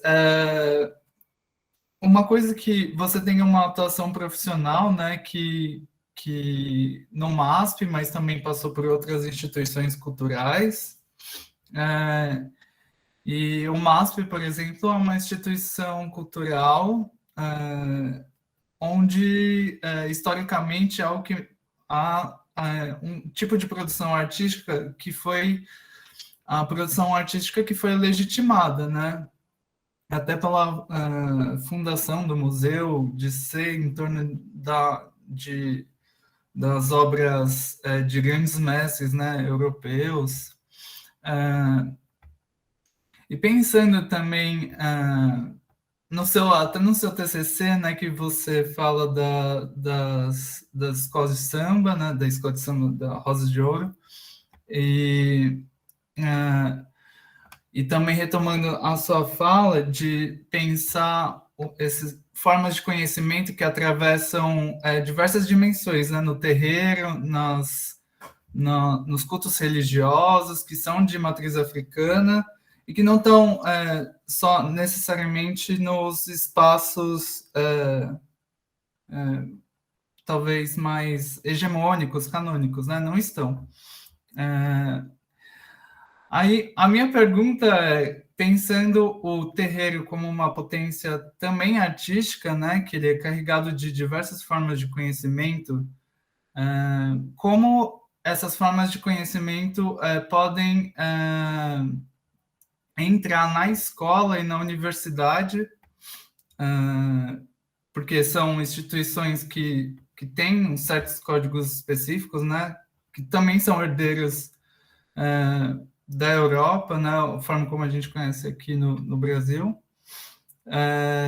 Em que medida a gente pode pensar também o terreiro como para repensar as instituições de arte? Em que medida ele pode se aproximar das instituições de arte ou talvez se distanciar desse modelo dos museus? Em que medida é preciso disputar os espaços das instituições culturais ou talvez criar novos? Não sei. Eu não sei se ficou clara a minha pergunta, eu tentei juntar muitas coisas, mas se você puder comentar. Obrigado. É complexo. Eu acho que o museu continua sendo um dispositivo colonial de poder. Ponto, né? Ele tem que se repensar. A gente não sabe nem se o museu... Bom, eu não vou dizer isso, mas tem que se repensar, né? Da forma com que ele existe, nessa estrutura e tudo mais, é bem complicado. Eu acho que existe uma intenção, sim, de se aproximar desse espaço do terreiro, mas eu sempre imagino que é uma tentativa, pelo menos da forma que tem acontecido, imparcial. É mais no sentido de determinado conteúdo que interessa, aí você absorve para dentro do museu, do que, de fato, pensar em uma compreensão mais horizontal dessa produção de conhecimento e de arte também, né, que acontece no espaço do terreiro. Acho que o terreiro tem uma autonomia em si, assim, quanto potência, né, artística, espaço de produção artística, e que a gente ainda não encontrou um meio de valorizá-lo enquanto tal. Eu não acho que isso acontece, por mais que a gente tenha exposições que tratem de temas de religiosidades, né, no Brasil, que acontecem no espaço dos terreiros. Mas eu não sei, teria que ser uma coisa nova. Eu acho, assim, na minha humilde opinião, teria que ser uma coisa completamente nova, porque, por exemplo, no Museu Afro-Brasil que eu trabalhei, se for contar todo o tempo, né, decorrido 9 anos, às vezes a escola chegava, e falando da escola também, não falei do museu, mas da escola, uma das primeiras coisas, e isso acontecia muitas vezes, assim, o núcleo de religiosidade era o mais negado pelas coordenações pedagógicas e diretorias e tudo mais. Olha, não passa naquele núcleo, por favor. Ah, mas eu não gostaria de falar de macumba, tá? Você pode pular essa parte? Entende? A pessoa fez todo o movimento, toda a parte visual tá feita, né? Ela foi, pegou o ônibus com as crianças, marcou o agendamento, chegou no dia e tal, mas chegou na cara do gol. Olha, não, a gente não quer falar de macumba com as crianças, por favor. Sabe? E aí vem a questão. E aí a gente não falava? Claro que a gente falava. Óbvio. Tinha que falar, né? A questão é como se fala também, porque é isso, as pessoas não sabem nem o que é a religiosidade, né? Por conta do racismo mesmo, né? Não é só o preconceito religioso, é o racismo. Ah, é macumba, é coisa do mal, é coisa do diabo, é um problema, é uma questão, então a gente não pode falar, não vai falar, e como assim não vai falar, né? Aí que a gente fala mesmo.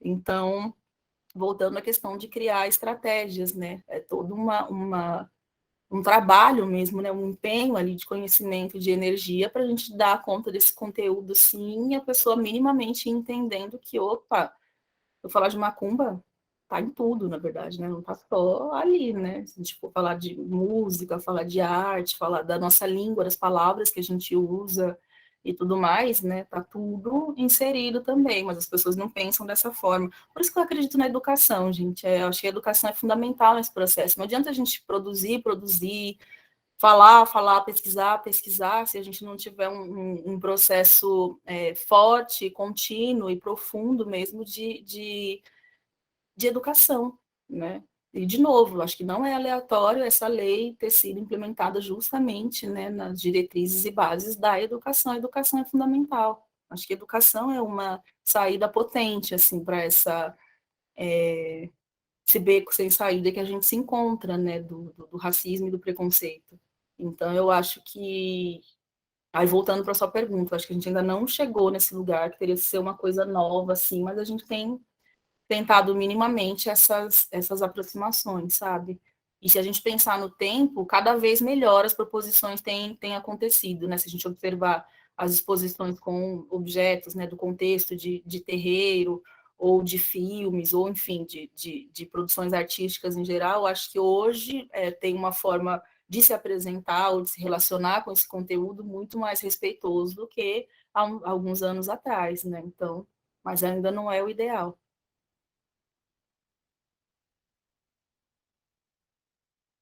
É que eu fiquei também pensando como que o terreiro ele é um espaço de coletividade, né?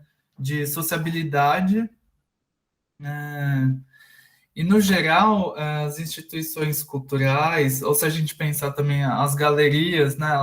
Elas acabam privilegiando a individualidade dos artistas, né? Até por um sistema, numa sociedade capitalista, né, neoliberal, a valorização de uma trajetória pessoal que possa ser valorizada, né, e, e gerar lucro, né, é o que acontece. E aí isso me faz pensar também nesse boom dos artistas afrodescendentes, né, que a gente vê agora, e, e, e não sei, pensando no que você comentou de também o quanto o mercado absorve nessas pautas. Então, em que medida parece haver um avanço das pautas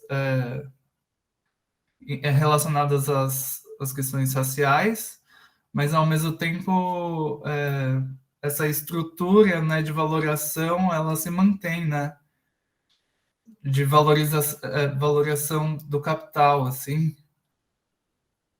Sim, por isso que eu acho importante a gente ter um olhar, aí de novo, voltando à questão do treinamento do olhar, né, que saiba lidar com a complexidade que é intrínseca ao processo, né? A gente fala de decolonialidade, não fala de descolonização. Aí algumas pessoas falam, por que não usa o termo descolonização? Porque não tem como descolonizar. É meio essa a ideia, assim, não tem como. Vamos apagar tudo, e seria o ideal, né? Vamos apagar tudo, fazer de novo. Não tem como. Então, como a gente lida com a contradição no meio do processo?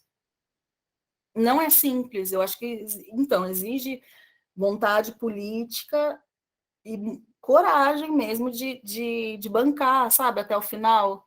Não, a gente vai implementar esse projeto aqui, vai trabalhar a religiosidade, sim, vai, sabe, por isso que a gente precisa de pessoas, né, nesses lugares de poder, né, eu ia falar de chamado poder, mas tem poder que é poder mesmo, tem gente que pode, tem gente que não pode, a gente precisa das pessoas certas nos lugares certos, assim, senão de fato nada muda, né? Nada acontece.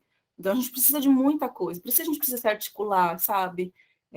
Voltando a esses movimentos, movimento negro unificado no Brasil, ou os artistas, né, também quando se unem em determinado tipo de proposição, ou o que seja, ou essa mobilização que está acontecendo aqui dos estudantes, né? A gente precisa de se articular. Sem articulação, dificilmente as coisas mudam, né? Ninguém vai lutar por aquilo que te favorece, entendeu? Que te coloca no topo da cadeia alimentar. Não vai, né? A não ser que isso reverta em lucro, como você colocou, né? Senão, não vai, não. Então, de novo, a gente precisa ter esse olhar atento para entender as armadilhas, porque elas estão colocadas, elas vão existir sim, porque as coisas, né, vão coexistir até mudar, como a gente imagina, e ter olho para identificar, né? Ter formação, ter diálogo, ter processos artístico-pedagógicos, ter a educação como pano de fundo disso tudo, porque senão não muda, não.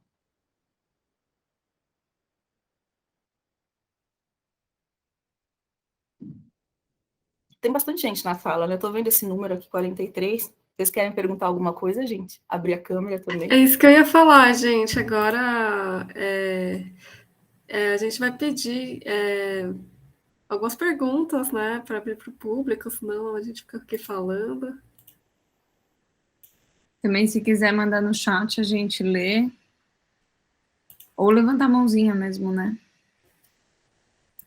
Eu vi que a Mércia colocou aqui, né? Participei da implantação da lei, fiz cursos, mas ainda percebo, infelizmente, que o conteúdo sobre a arte africana no currículo oficial, quando implantaram os cadernos de arte, era sempre deixado para o último bimestre com um tempo reduzido.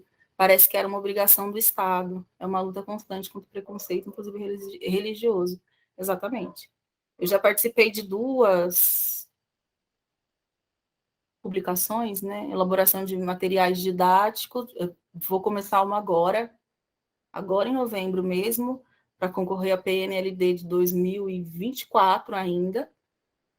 Mas eu tive 2 que já foram aprovadas, enfim. Então, só para dizer de tudo aquilo que eu faço também, escrever material didático, elaborar, pensar o conteúdo, com tudo isso que a gente está discutindo, também acredito nisso, também faço isso. Porque, senão, é isso que a Mércia colocou, ou não tem, ou é colocado de uma forma que continua subalternizada, né, diminuída em relação aos outros conteúdos. Então, de novo, gente, tudo que vocês puderem fazer, a partir dos conhecimentos que vocês acumularam, que vocês tiverem ao longo da vida, da trajetória de militância, de pesquisa, façam, gente, porque sempre vai ser pouco, eu digo assim, não que é insuficiente, que não é válido, mas perto do tamanho ou estereotipado, exatamente, a criança pulando corda, pulando corrente no porão do navio negreiro. Tipo, só isso, né, que a gente vê por aí, assim, mas aquilo que vocês puderem fazer, façam, porque vai ser sempre preciso, o buraco vai ser sempre maior do que, né, a mão que a gente tem para tapar, mas se todo mundo cavar junto, né, e jogar ali a terra junto, em algum momento a coisa vai mudando, é meio isso. Eu fico ao mesmo tempo dando uns conselhos, né, desculpa, gente, pode perguntar se vocês quiserem. Quem quiser certificado, preencha ali, por favor. Tem o link aqui no chat.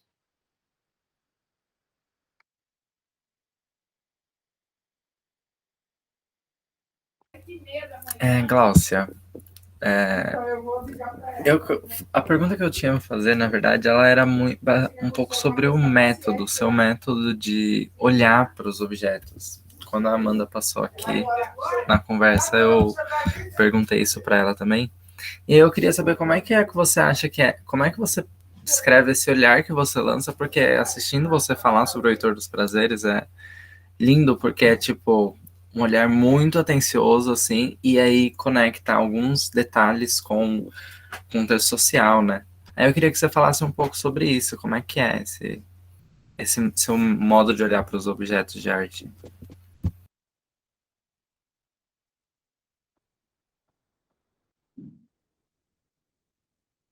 Como eu posso explicar?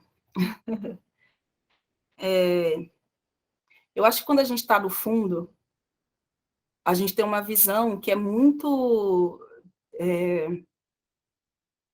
privilegiada das coisas todas, de detalhes que normalmente, se você tiver só em uma ponta, vai te escapar. Interseccionalidade tem a ver com isso, né? Quando você está na base e está todo mundo em cima, e todo mundo quer falar, e você só ouve, porque é esse o seu lugar, o lugar que te colocam, de alguma forma, você aprende a ver de fato, né? Você não está tentando, né, ganhar no discurso, você está vendo, está se aproximando da coisa, né? Se você se aproxima, você respeita, você entende, você consegue estabelecer diálogo. É um pouco isso. Não tem muito segredo, é você ver que está ali e considerar. Você considera que está ali, sabe?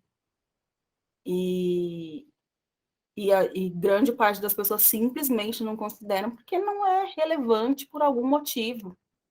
E a gente sabe os motivos, na verdade, mas você entende? Se aproximar das coisas, das pessoas, entender que tudo comunica. Era uma coisa que eu tinha pensado até de falar aqui, nem lembro porquê, mas cabe muito na sua pergunta.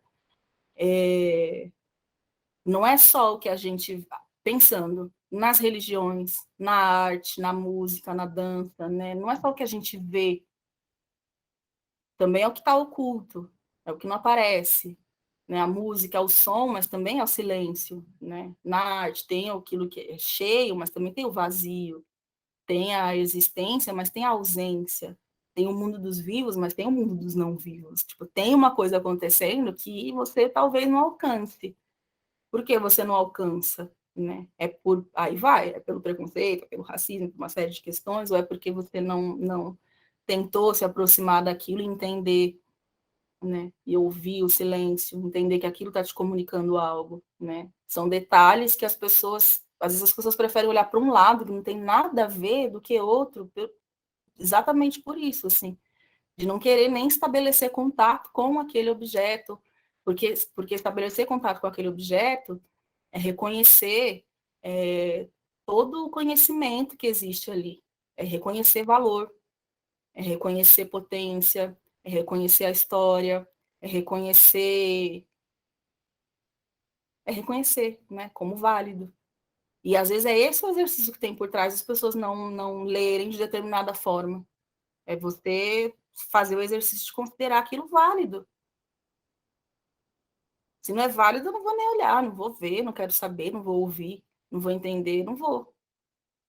Né? É um pouco isso. Uma coisa leva a outra, não tem muito jeito. Então, quando eu pego qualquer objeto, qualquer um, eu vou, né, desfiando ali tudo que vai saindo dali, tudo que está ali, tudo que tem. Aí eu fico me perguntando, e o que não tem?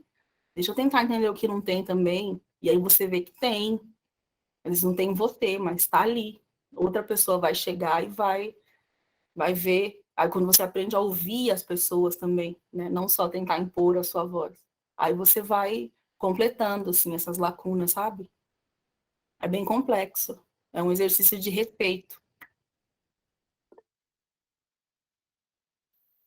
A Maria Helena da Silva Brito, não sei se é a sua parente. Ah, minha Comentou. parente, sim. Eu lembrei. Ela comentou, já ouvi relatos de educadores dizendo quando muitas vezes são barrados pela própria direção da escola para trazer esse conhecimento aos alunos, mesmo com a Lei 10.639 aprovada. Sim. É o que eu disse no museu, né? No museu, as escolas chegando e dizendo que, não, a gente não quer falar sobre esse assunto.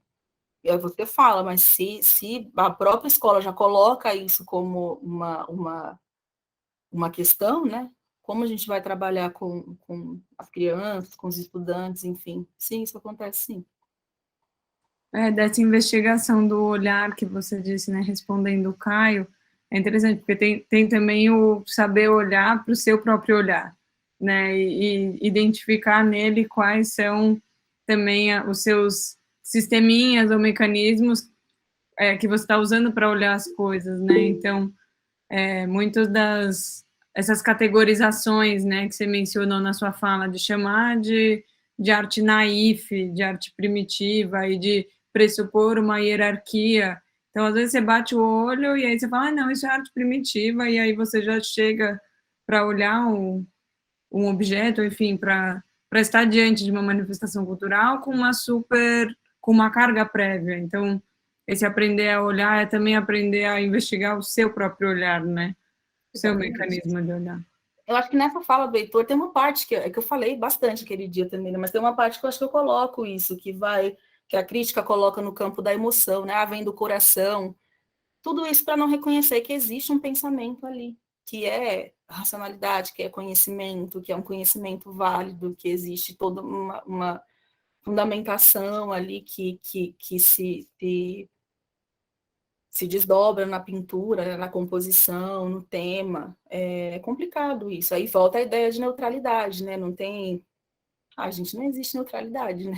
É tudo política, é tudo parcial. Então, se a gente entende isso, a gente entende quem a gente é, como você colocou, como a gente olha, tenta minimamente se reconstruir ou se reorganizar diante da sociedade, né, que se coloca ali para a gente, e é isso. Senão... Glaucia, a gente tem mais uma pergunta para ir encerrando, que é uma pergunta meio otimista também, assim, para saber de você. Você falou da arte como uma potência, né? Como também pensar a arte e a educação como ferramentas de mudança, né? Para superar essa sociedade que a gente vive, né? Que ela é marcada pela opressão e pela desigualdade social. Então, a nossa pergunta é: que realidade podemos ou devemos vislumbrar para o futuro? O que cabe a nós, professores, estudantes, artistas, para a construção dessa mudança, né? Não só na construção do futuro como uma coisa muito distante, né? Mas na construção do presente, né? No aqui e agora. Não sei, é uma pergunta meio sonhadora, assim, por isso que eu tô até meio achando graça, assim, porque a gente quis fazer uma pergunta mais também otimista. Sim, vamos terminar bem. Mas eu acho que eu falei ao longo da nossa conversa aqui, né? Como eu também sou super otimista em relação ao futuro, ao que a gente pode fazer. Eu não sei se eu anotei alguma coisa em relação a isso. Deixa eu ver.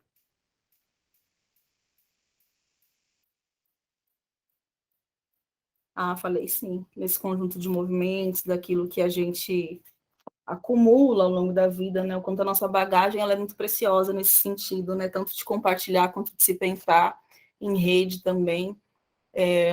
Eu vi coisas muito bacanas na experiência escolar, né? Mas de projetos nas escolas, principalmente, que eu tive mais contato acho que com a rede municipal nesse sentido, porque eu trabalhei durante muito tempo na Secretaria Municipal de Educação, e um edital que eles lançaram de novo e não chamaram até agora, inclusive, vai fazer 2 anos.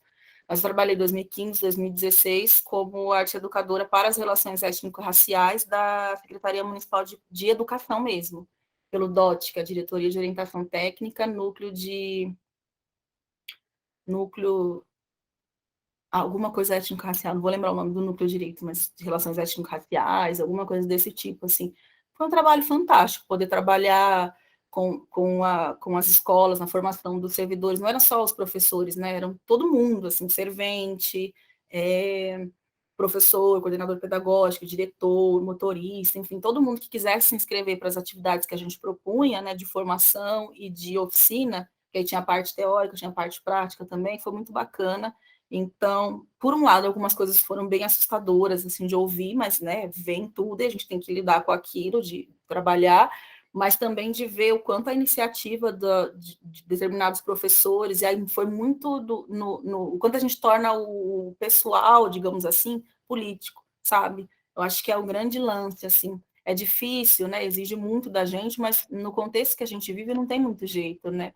É a gente trazer aquilo que a gente de fato acredita, assim, que orienta a gente para esse campo do profissional, né, da melhor forma que a gente puder, e fazendo coisas em rede. Eu tenho um exemplo disso. Ai, gente, é que é tanta coisa.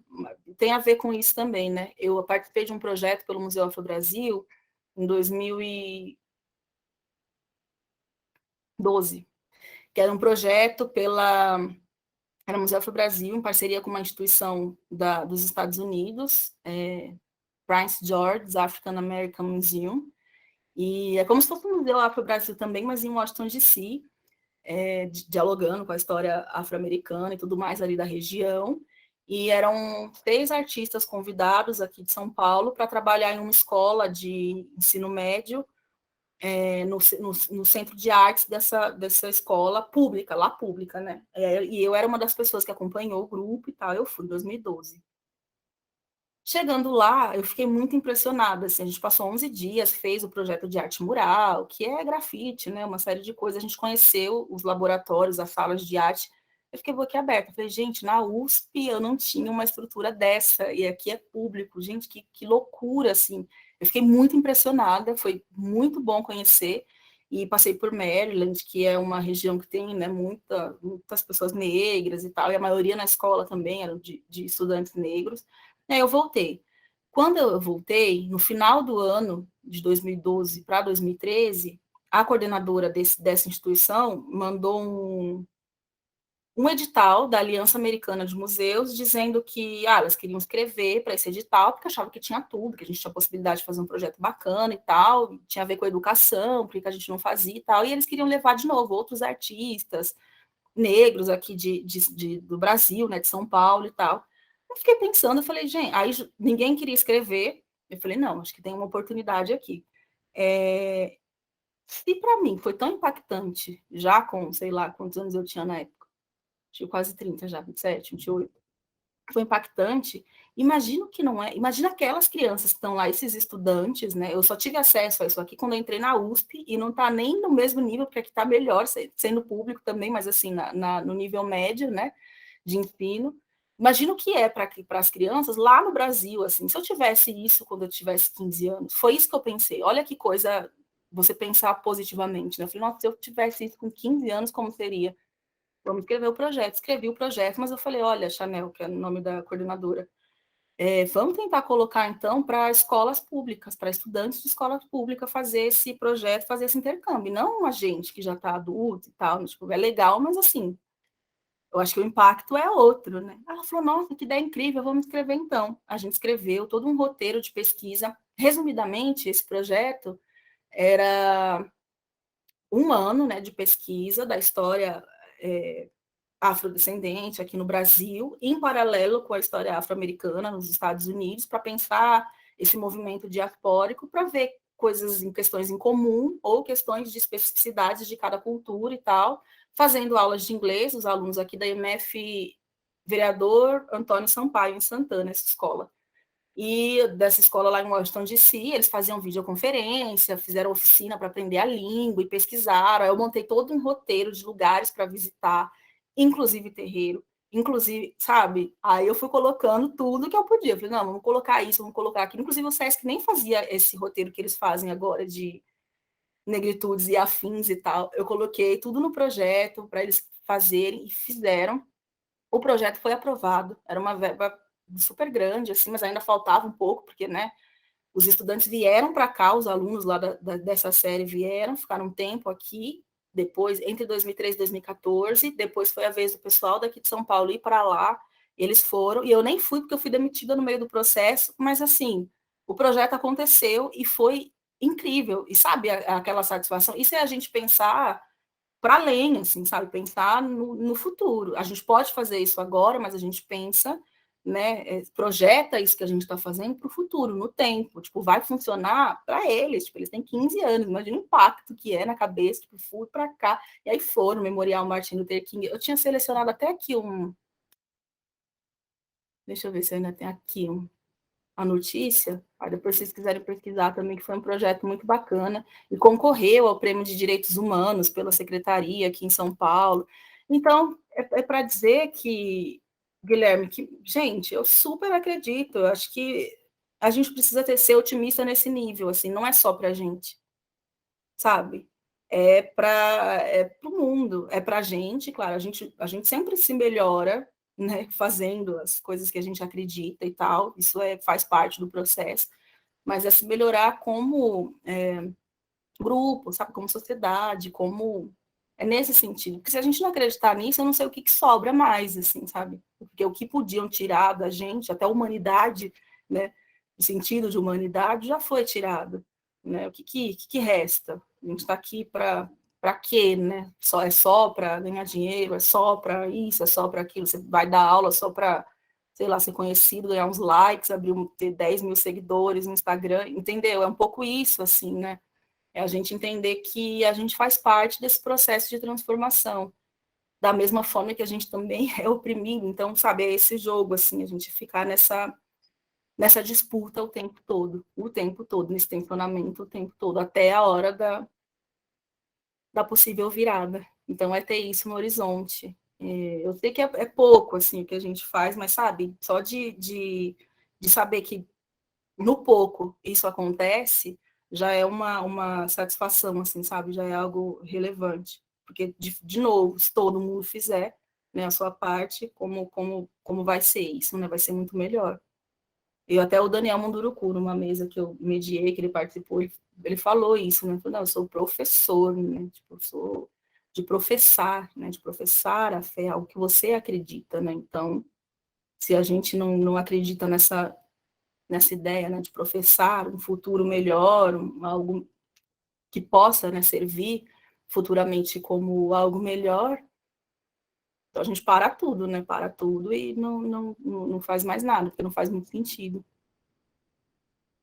É isso, gente, a gente sonha e tem que se mover em direção a isso, né, que aí é o caminho, não tem jeito, né, é se lançar mesmo. Às vezes não tem a resposta, às vezes as coisas são difíceis, como foram durante muito tempo, e para mim, pessoalmente, imagina, né? É muito difícil, sendo mulher preta, sendo mulher preta periférica, e aí andar na USP, aí fazer um curso em Harvard, aí é tudo nessa base da negociação, sabe? Impor limite o tempo todo e não parar, e fazer tudo o que for possível. Assim, eu faço tudo, trabalho o tempo todo, tirei minha primeira folga depois de 1 milhão de anos agora, nesse feriado de finados, mas é isso. Tipo, e ainda continuo, e ainda levei o computador, que eu falei que eu não ia levar, porque eu precisava entregar um outro trabalho. É isso. É se colocar no propósito mesmo. Por isso que eu digo, é o corpo, é a gente inteiro naquilo que a gente acredita, naquilo que a gente faz, sabe? Não dá para ser metade, não dá para ser por menos do que uma transformação justa da sociedade. É isso. Nossa, super obrigada, Gláucia. Eu acho que a gente vai ficar pensando bastante aqui no que você falou, reverberando mesmo. Eu vou só ler alguns comentários aqui. A professora Sumaya fala quantas reflexões importantes você está nos proporcionando, Gláucia. Muitas contribuições para seguirmos nessa tarefa urgente e necessária. Muito obrigada, foi maravilhoso. Camila fala, um privilégio ter essa troca com você, Gláucia. Daniela, tem que ocupar, tem que se fazer presente. A Mércia comenta, estou muito feliz por ter participado do encontro e agradeço a oportunidade em poder ouvir a Gláucia. Uma honra ouvi-la, parabéns pela iniciativa. E aqui o comentário do Caio, essa disposição a falar de alguns assuntos também determina um olhar para um objeto. Porque quando você olha para o sapato, quando você olha o sapato da pintura do Heitor, tem algumas coisas que você busca, porque tem um sentido social naquilo que você fala sobre. E quem olha para o sapato, às vezes, na teoria sobre arte, se fecha os olhos para determinados detalhes que se podem abrir para uma experiência social que se quer ignorar. Falar do sapato é também um posicionamento político. E o pessoal está continuando a elogiar aqui, Glaucia, acho que é isso, assim, eu da minha parte não tenho mais comentários, acho que eu vou ficar pensando bastante. E em nome aqui do grupo, né, se alguém quiser falar depois, eu queria agradecer você imensamente, acho que a gente fecha o ano aí com chave de ouro, e foi uma coisa, acho que bastante especial para muita gente no departamento de artes, esse projeto. Uma coisa que nem você falou, né, nessa época não existia, acho que até pouco tempo atrás não existia também. E é isso, se alguém quiser falar, fica aberto, mas eu acho que a gente pode encerrar, não é, pessoal? Gente, agradeço, então, imensamente. Alguém quer falar? Desculpe. Não, eu quero agradecer, Gláucia, eu quero falar, mesmo assim, da minha alegria, do meu contentamento, né? Pela sua presença, acima de tudo, também pela presença da sua mãe, da Maria Helena, que é uma honra, né? Ela está aqui com a gente, ela já esteve conosco em outros momentos, o seu pai também. Um dia a gente vai chamá-los os dois, inclusive, para conversar, que eles têm muita coisa para nos ensinar, né? E a qualidade da sua participação aqui, você não tem noção do quanto que você está nos fazendo pensar e refletir, contribuindo para esse nosso projeto, que nasceu, como foi dito, de uma necessidade mesmo. E essa necessidade, ela nasceu, inclusive, no corpo, né, de alguns dos estudantes. Então, muito material para a gente pensar e refletir, porque é um processo, sobretudo, pedagógico que a gente quis instaurar, né? Por isso a conversa, por isso o Google Meet, e não só a transmissão pelo YouTube, e por isso que esse projeto vai derivar outras coisas, por exemplo, uma gravação que vai para o YouTube, uma publicação, né? E vai alimentar um processo nosso interno de reflexão também. Então, eu quero te agradecer muito e dizer que, né, o pessoal acho que vai falar agora, que a gente retorna o ano que vem, né, pessoal? A gente retorna o ano que vem com novos e novas convidados e convidadas, tá? E contando com a presença de todo mundo. Então, obrigada, Gláucia, mesmo, de coração, foi maravilhoso, viu? Espero que você volte para continuar conversando com a gente em outros momentos. Eu que agradeço, gente, fico muito feliz de ter participado. É diferente, assim, é bem especial para mim, como eu coloquei no começo. Não deixaria de participar por nada mesmo, a gente até viu a questão da agenda, tudo, para conseguir fazer dar certo. E é isso, gente, eu apanhei muito na USP, tipo, continuo no processo, mas é isso, né? Quando a gente volta também, sabe? A gente volta daquele jeito, a gente fala do sapato, a gente fala da perna, a gente fala da cor, a gente fala do que a gente quiser, porque isso aqui também é nosso, né? É dinheiro público, e a gente sabe da onde vem essa tudo, né, que a gente vive, a gente tem essa consciência, a gente sabe, a gente só não tem o poder, né, de transformar da forma que a gente gostaria, mas a gente encontra a forma, senão a gente não estava aqui. Então, sempre pensar, né, de quem veio antes, para que a gente estivesse aqui dessa forma, falando nesse lugar, para que futuramente outras pessoas que se espelham na gente, que caminham com a gente, que seguem essa mesma linha, possam sentar aqui também e fazer, imagino que, sabe? Muitas outras coisas, assim.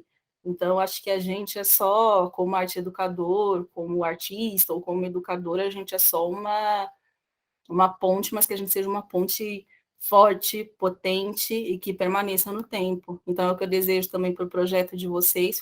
Fiquei muito feliz de conhecer, de participar, e espero retornar também, trazendo outras questões no futuro. É isso, gente. Fiquem bem, fiquem fortes, saudáveis, vivos, que ano que vem é nós. Obrigada, Glaucia. A gente quer poder ter você de novo, com certeza, muitas vezes. E agradecer aos colegas também, pessoal, todo mundo que está envolvido, que a gente faz isso juntos, né? Então, muito obrigada. E obrigada por terem vindo. Venham sempre. Valeu.